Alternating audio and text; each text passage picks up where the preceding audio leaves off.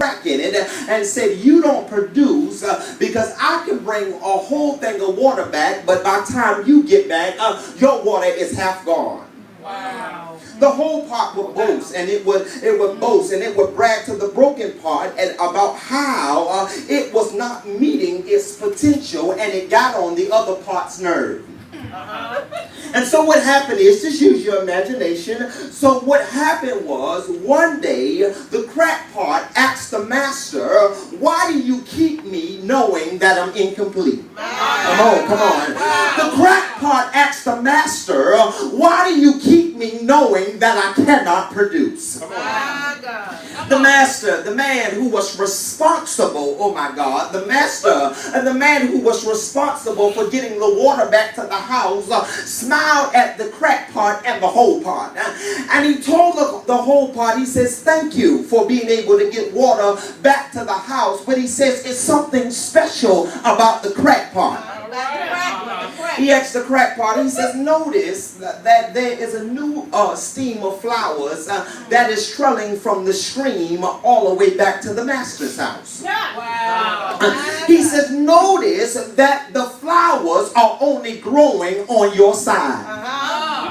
He said, notice that the flowers are only growing on your side. And he says, I use your crack to make something else that was dead live. Wow. I like that. He said to him, I could have, and now this is the man having a conversation with a pot, but just follow me. He says, I could have gotten another part, but your crack was more valuable to me than you being made whole. Wow. I use your imperfection to cause something else to live.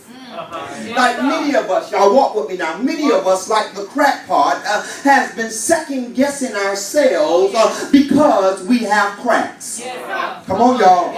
Over time, life has caused us, now we started out whole, lacking nothing, and over time, life has caused cracks to come in our crevice. If it has not happened physically, if it has not happened emotionally, it has happened mentally, and many of us carry ourselves in the vein that we are not worthy. But it is our cracks that makes us valuable. Now, olive. Olive oil. Olives, in order to get olive oil, you have to have olives. Come on, y'all, go with me. Let me just talk to you. In order to get olive oil, you first have to have olives. Olives are no good if they are not beat. Y'all help me now, y'all help me. When the people who are responsible for getting olives off the tree, they go and pick them. After they pick them, they let them sit. I've looked this up, you know. After they let them sit, and after they let them sit, they beat them. After they beat them, they crush them. It might seem like God picked on you, picked you off the tree, and after he picked you off the tree, he beat you. It might seem like after he beat you, he crushed you, but what was inside of you was more valuable out than in. Woo! And he beat me, he crushed me, and he shook me to get the value outside of me. Now, Elder Don doesn't like eggs, but let me tell you something, an egg is not valuable until it's cracked. Come on. In order for my value to come out, he had to crack me so I could know what was inside of me. Many of us have, for years, have been focusing on the crack instead of the value that was inside of the crack. My cake would not rise, or my salmon, I could not fry them if I didn't have an egg and it was cracked. Now, if you go to the store, I want y'all to follow me. Rashad, you can go to the store. I like Walmart. Walmart is my grocery store. Not that, you know, it has everything. I don't even go to Kroger's no more. They don't even count. And so I go to Walmart for everything. And while I'm in Walmart, I noticed something that if a product has been dropped, Nate, they put it in the damaged goods section. Come on, y'all go with me now. If you notice, let's say a can of green beans have fallen off the shelf and the can is all bent up. It has the same value inside, but on outside they put it in the damaged goods section and they sell it for a cheaper price. It does not change the value on what's on the inside. The outside is just not whole. And so many of us have been Walmart and we've placed ourselves in the damaged goods section. And ain't nothing wrong with you, but you walk around all day beating yourself up. Come on, y'all, walk with me now. Because some of us never feel pretty enough. We never feel like we can talk well enough. We never feel like we can execute well enough. And so you place yourself in the damaged goods section. Now what's inside of you is still valuable. It's just the outside that's been messed up. Now watch this. Now watch this. Now watch this. If I had $100 bill, Nate, and I said to you, Nate, I said, I want to give you this $100 bill. Now I ain't got no $100. I ain't got no $100. I ain't got no $100, but I got some money. Somebody give me $5. Give me $5. I know you got money. Give me $5. I'll give you money back. Well, that's a blessing. Just give me this $20. Okay. So look at this money. Look at this money. Got money.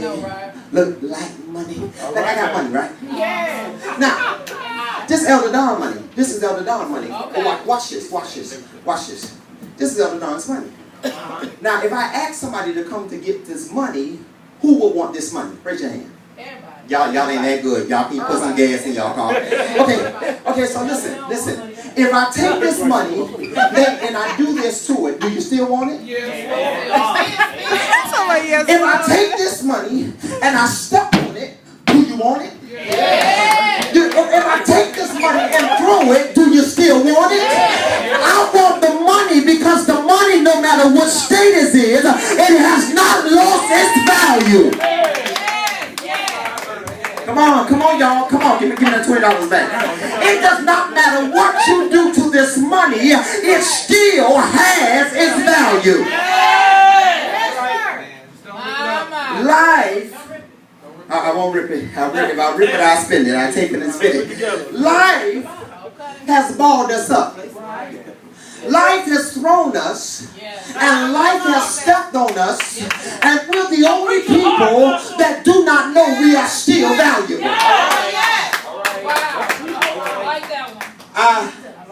If I keep walking through the sanctuary, and if a stranger comes in the door, and I say, you want $20, they're going to say, what's the gimmick?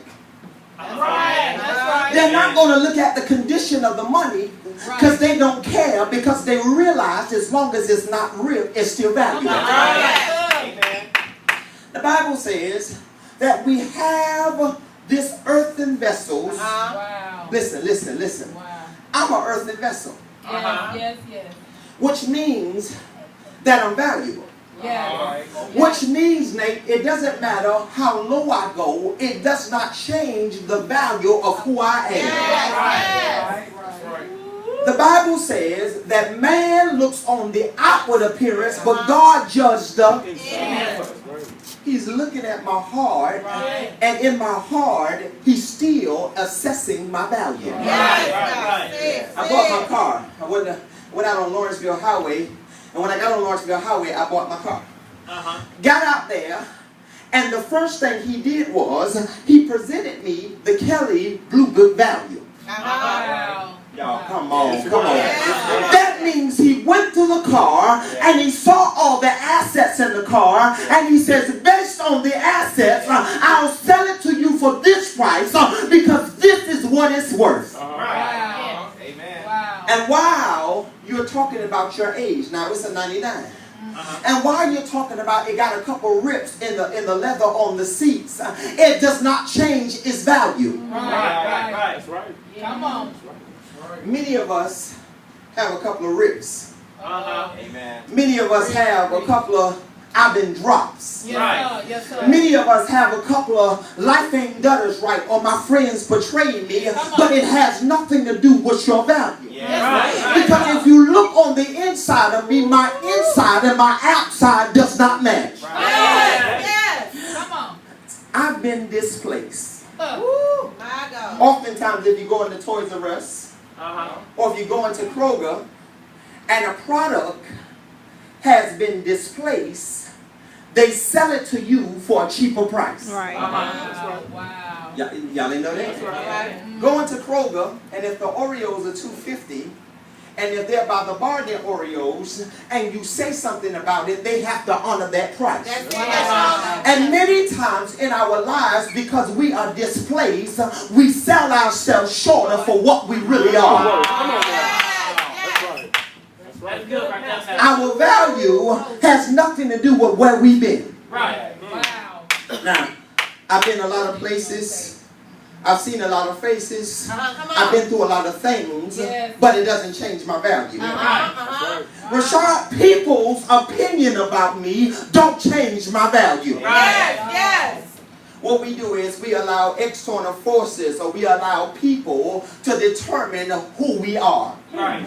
Now we go into the Word of the Lord. I want to make a point, and I'm done. We go into the Word of the Lord, and the Word of the Lord talks to us about Ezekiel. Somebody say Ezekiel. Ezekiel. Ezekiel saw the wheel, man in the middle of the wheel. Y'all had to go to children's church. And so Ezekiel was in a valley.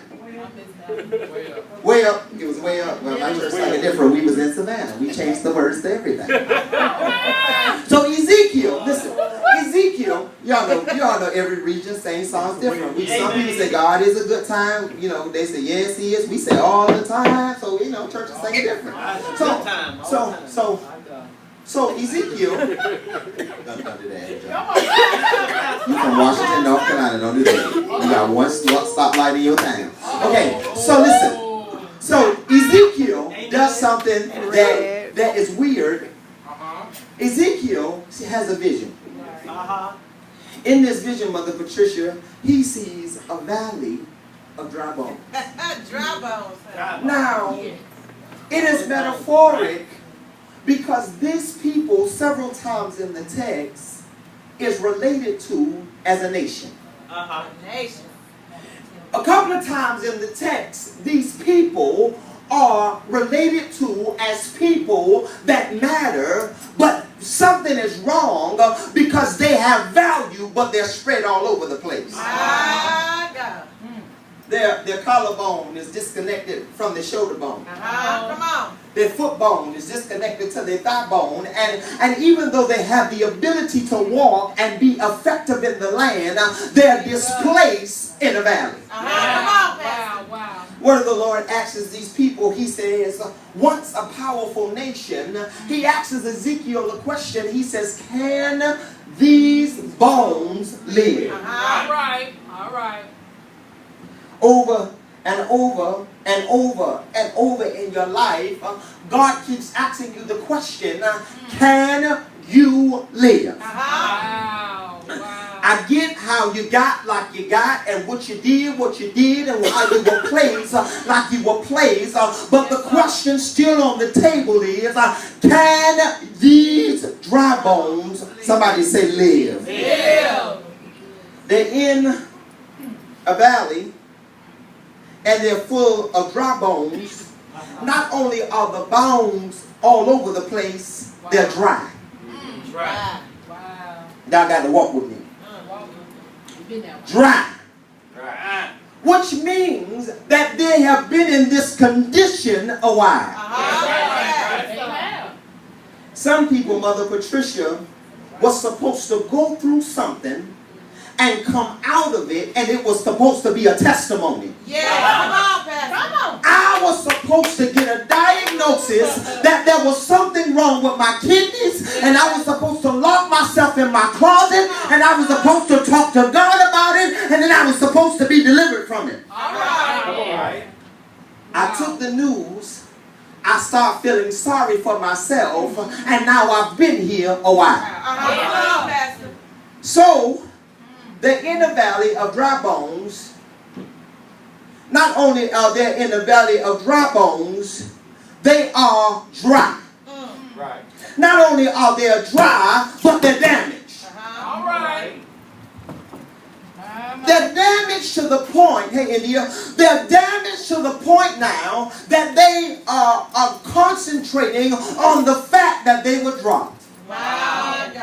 Now, a couple of weeks ago, we talked about Mephibosheth, and Mephibosheth, master or daycare keeper or housekeeper, whoever the lady was supposed to keep him, and she was rushing out the house. A war invaded the city, and somebody dropped them.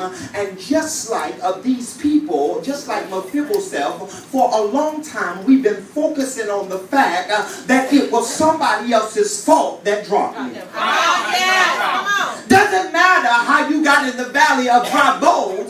The issue on the table is that you're there. Yeah. Right. So the Spirit of the Lord asks the question. He says, can these bones live? Right.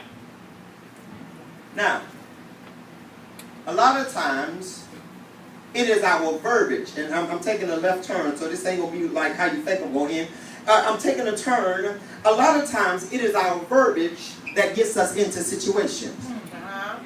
Prove it. I'm broke. Prove it. I ain't got no money. Prove it. People out there ain't nothing. People on the dating scene. Prove it.